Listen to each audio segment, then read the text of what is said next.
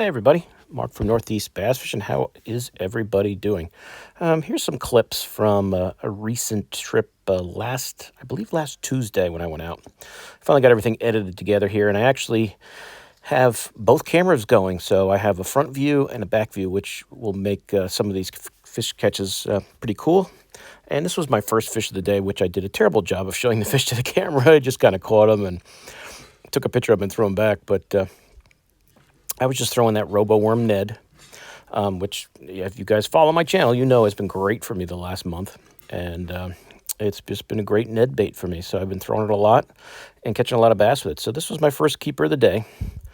You know, I'd say it was probably maybe a pound and a halfer. And then I was working down this shoreline and I threw this is the robo worm drop shot.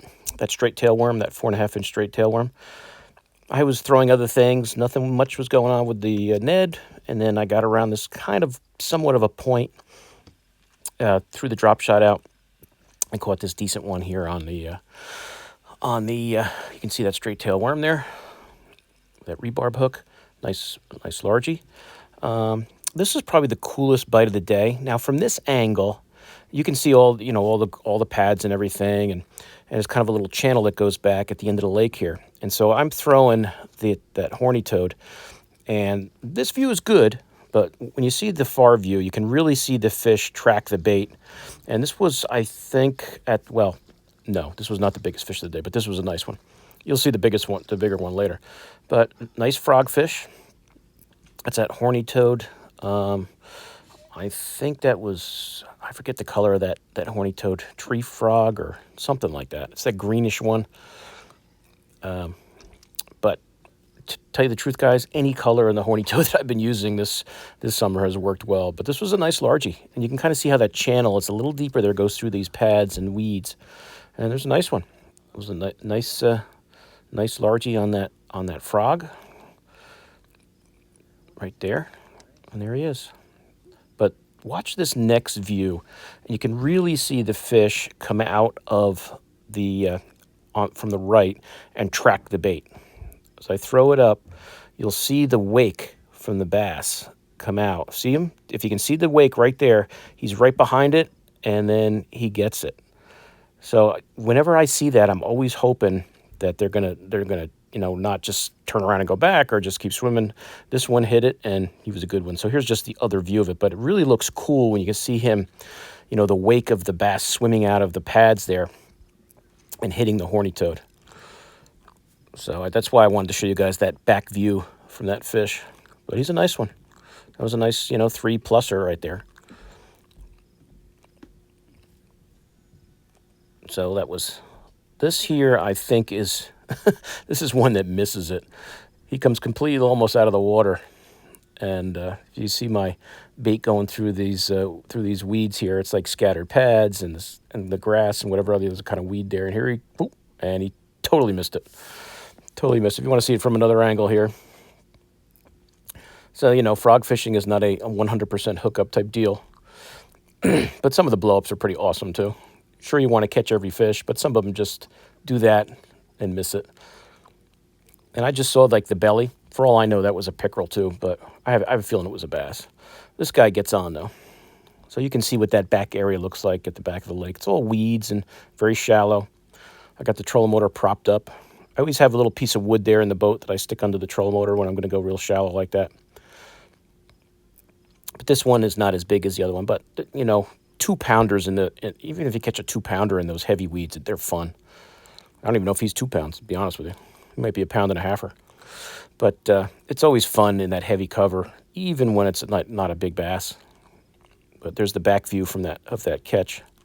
And I'll show you the front view of it. You can see the different types. I always like to look for different types of weeds that are near each other. And he just kind of bit in between the pads and some of the grass. There were other blow-ups I had that I didn't show. I can edit out most of the misses. I showed you that one when they miss it, but nice little largie there. Not as big as the other one, but still fun. So at this point, I think I've got 4 in the boat and have had a few blow-ups. But you can get a better view of this fish now. When you see him on the close up on the camera, he looks bigger. He might be 2 pounds, probably under 2, but still fun. Like I said, still fun. There's that frog again. I'll use them until the nose of him gets ripped up. Now here is the big fish of the day. This is probably an hour later. I went through about an hour with nothing going on. I get down. I'm literally on the other end of the lake, and I'm just throwing the net around. There's a floating dock there. Nothing shallow. I worked the whole shoreline up. Nothing really going on. And then I get to this end of the lake and start throwing the net. And then I catch this, and I'm like, oh, this thing's pulling pretty good. This is a good fish. If you guys saw my short, you've seen this fish already, but here's actual video of him getting in the boat. And this is the back view, the back camera view of him getting caught. But this is definitely the biggest fish of the day. It was somewhere between 4.3 and 4.4. He did not want to come up. He just kept digging. There wasn't any weeds or grass for him to dig into, but he was just digging towards the rocks and digging towards the shoreline. I mean, you can see shoreline cover there, but there was nothing out deep that I was worried about him getting, hung up in, because I don't have heavy line. It's only 8-pound test, fluorocarbon on there. But he was a nice bass. It's one of the bigger ones I've caught, in the last couple weeks. But a nice chunk. But I could not. It took forever to get that. The way that Ned hook went in and then back out and then back in again. It was kind of like stuck in the skin part of his mouth, the top part there. It took a while to get it out. As you can see, that's a nice fish, and that fish he's still even a little skinny.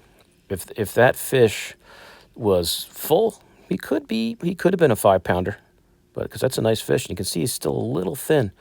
If he was full, I'll just give you a good close up of him.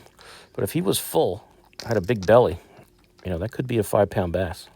But this time of the year, he's eating too much fake stuff. He's got to start eating some real. Once he starts to feed up for the winter, he'll be a 5-pounder. I'm sure he could eat a half a pound of whatever he's eating in there. As you can see, that Ned it was in the net. It was in his mouth and back out and then back in again. And I actually think I remember right, just getting it out. I might have bent the crap out of the hook, but there, finally got it out. That's a nice bass. As I said, that's one of the better fish I've caught in the last few weeks. Fishing's been great, but it's been, hasn't been a lot of monsters. Not that this was a monster, but it's still a nice bass. This is me trying to get the camera from not falling over, which it was doing, but give you a better view of that bass. He's a nice chunk. I did do some video of me weighing him, but the video was horrible. I kept dropping the camera and moving it around. But there's that Ned, and that Wicked Weights hook, and there's the fish. And I just kind of stayed in this area and had a nice little run of bass. Nothing as big as that one, but all solid fish. This lake does have smallmouth. I was hoping to get some, but I never found any. This is very soon after that big fish. I caught this guy. This is the front view of it. But you'll get a good look at him here in a second, assuming I don't drop the camera, which has been an issue lately of it falling off. But there's that guy, and here you can see him from the other angle. And it was getting pretty hot at this point of the day. It was getting to be a hot, humid day there. Probably about half hour from this point of the day, I went in the right corner there and sat in the shade for a while just to get out of the sun. I mean, even the deck was getting hot to stand on with no shoes on. Because I hate wearing shoes when it's hot like that. And I'm fishing. I hate to have shoes on. But this was he was pulling hard. There's you can't see them, but there's big rocks in this area, and he was digging for those rocks. But strong fish, nowhere near as big as that other one, but very strong. Very strong. Here, I'll give you a little view of him here. Nice bass on that Roboworm Ned. I think I was throwing that Aaron Martin's green pumpkin red flake one. Or I might have switched to just plain old green pumpkin. I forget at that point. But to tell you the truth, guys, every color of the Roboworm I've been throwing lately has been catching them. Every color they make is awesome. I don't work for for RoboWorm. They're not a sponsor of mine, but that Ned has just been fantastic lately. It's been great. And here, same area. A few minutes later, you can kind of see the rock under the water there on the right, because it's not deep. There's deeper water nearby, but where that rock comes up, it's. I usually catch them in this area on a jig, but I couldn't really get much going on. Much. I couldn't get anything going on the jig this day, but the Ned, slowly just dragging it along the bottom and around the rocks, would catch some. Another nice chunker.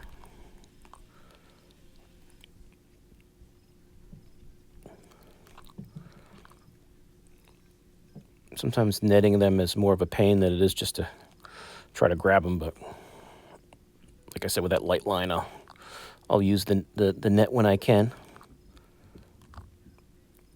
But another nice bass. Another nice bass on that Ned, and this is all like the same area. They were kind of hanging out in this spot. That's after going for about an hour or so and not even getting a sniff.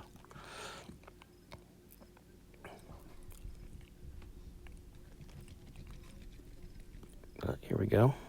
I think this might be this guy might be a little smaller, even though they're all pretty decent through here.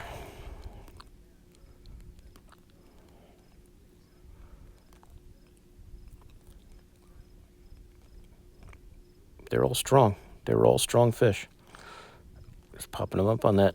I was just throwing that Wicked Weights Ned, the tungsten Ned. I think it was a fifth of an ounce or a sixth of an ounce. I forget exactly what size, but it was perfect for that. Here I'm throwing the frog again. I just got into this corner and saw those pads. Figured, let me throw the frog up there. What the heck? And the fish hits it right by the edge there of those pads. And of course he has to come out and go into that thick stuff there. But with that heavy braid, it's not super heavy braid I have on the frog. It's only like 30. Yeah, only 30. But to me, for the frog like that, that's plenty. On my regular hollow body frog, I think I'm using 65 Power Pro. I think this is 30. So another decent guy, decent bass. Here's a better view of it here, of him hitting it right when he comes out to the edge of the pads. Such a fun bite. The horny toad has just been so great lately. That and the combo of that and that RoboWorm Ned, those have been pretty much my go-to baits in the drop shot. Really, the last month of summer. We'll see when things cool down, how the fish change. Usually that is when the jig bite picks up for me. But right now, those three techniques have been the best: drop shot, frog, horny toad frog, and the Ned. But give you a good view of this bass. There he is. Oh, that horny toad was still hanging in there. The nose of it hadn't gotten ripped off. And this, I believe, is the last fish of the day. I had fished around in some other areas. Not much else was going on, or nothing worth that was really, photo worthy. But this is a decent bass, kind of on a point. Finally, I had to put my Sims shirt on. I was just dying. The heat was getting real. I was almost thinking of jumping in the lake because it was getting hot. But this is the last fish of the day, so a good day. Some nice bass, nice big one, some other ones that were pretty good chunks. Unfortunately, no smallies, but in a lake that does have them. Here's the view, the close-up view of that bass. But another nice fish. A lot of good chunky, 2.5 to 3 pounders to go along with that big 4-pluser. So can't complain.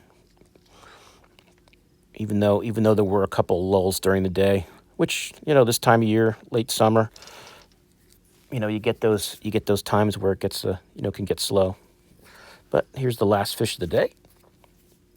Give you guys a good view of them here, and you can see that RoboWorm Ned. And I hope you guys enjoyed it. I'll put links to the baits. Any questions, please put them in the comments. I appreciate all of them.